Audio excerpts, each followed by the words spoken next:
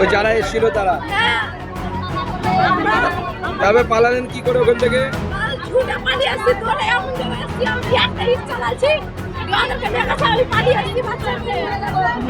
কাপড় ধরে টানাটানি করছিল।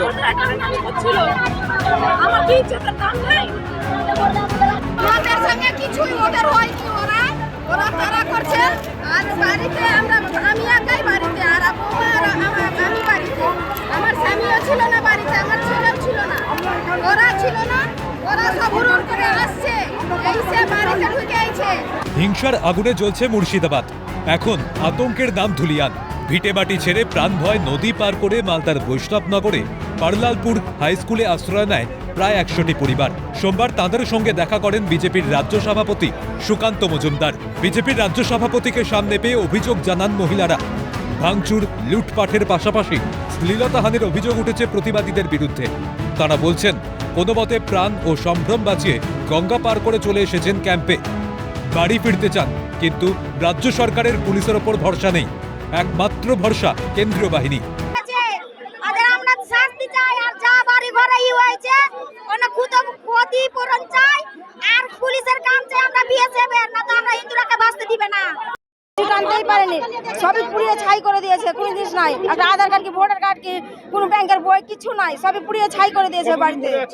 এখানে 4 দিন থেকে আছি। খাওয়া দাওয়া পেয়েছেন এমনি? হ্যাঁ, খাওয়া দাওয়া পেয়েছি। আমরা এখনো আদর্শ বস্তি আছি এখানে, বাচ্চা কাচ্চা নিয়ে আছে, বাচ্চা কাচ্চা কিছু কিছু গেছে স্যার। পাশাপাশি ফারাক্কা ও শামশেরগঞ্জে বিধায়কের নেতৃত্বেই হামলা বলে অভিযোগ বিজেপির রাজ্য সভাপতির। সাংসদ বিধায়কদের বাড়িতে হামলার ঘটনাকে নাটক বলে কটাক্ষ সুকান্তর। তাদের বাড়িঘর বিক্রি হবে, নিলাম হবে, এবং সেই টাকা থেকে যাদের বাড়িঘর ভাঙা হয়েছে তাদেরকে ক্ষতিপূরণ দেওয়া হবে। সেই ব্যবস্থা বিজেপির সরকার এলে হবে। আমরা সব লিখে রাখছি, কেউ ছাড় পাবে না। যারা বাড়িঘর ভেঙেছে, আমরা তো জানি 2 বিধায়কের নেতৃত্বে হচ্ছে, ফারাক্কার বিধায়ক আর এদিকে শামশেরগঞ্জের বিধায়ক। তারা নিজেরা না নেমে নিজেদের ভাইদেরকে নামিয়েছেন এবং তারপরে নিজেদের গাড়ির উপর আবার হামলা করাচ্ছে। ড্রামা আমরাও জানি।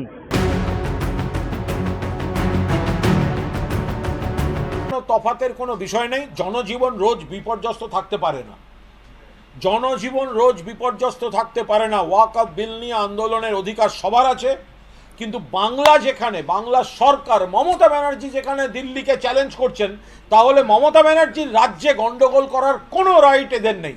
এটা বিরোধী রাজনীতি হচ্ছে। অচলাবস্থা তৈরি করো, অস্থিরতা তৈরি করো, যাতে দিনের শেষে বিজেপি এটা নিয়ে রাজনীতি করতে পারে। ক্ষতিপূরণের দাবিতে আদালতে যাওয়ার হুঁশিয়ারি সুকান্ত মজুমদারের। সিএনকে দেওয়া এক সাক্ষাৎকারে তিনি বলেন, এই বাংলাকে বাংলাদেশ পাকিস্তান বানানোর জন্য সর্বতোভাবে চেষ্টা করা হচ্ছে, কিন্তু বিজেপি তা হতে দেবে না।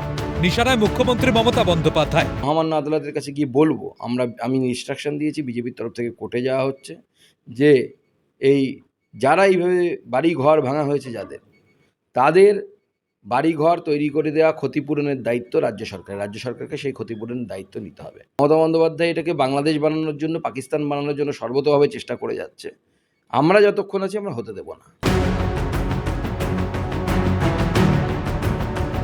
মুর্শিদাবাদের পকেটে বাংলাদেশ থেকে হামলাকারীরা এসে গন্ডগোল করেছে, এটার অভিযোগ এসছে, তদন্ত চেয়েছি। মুর্শিদাবাদের হিংসাত্মক ঘটনার নেপথ্যে পিএফআই যোগের পাশাপাশি শাসক নেতার ইন্ধন রয়েছে বলে বিস্ফোরক অভিযোগ সুকান্ত মজুমদারের। এবং পিএফআই সব থেকে গুরুত্বপূর্ণ বিষয় হচ্ছে পিএফআই। এই পিএফআই মুর্শিদাবাদে অ্যাক্টিভিটি ছিল, আপনারা জানেন।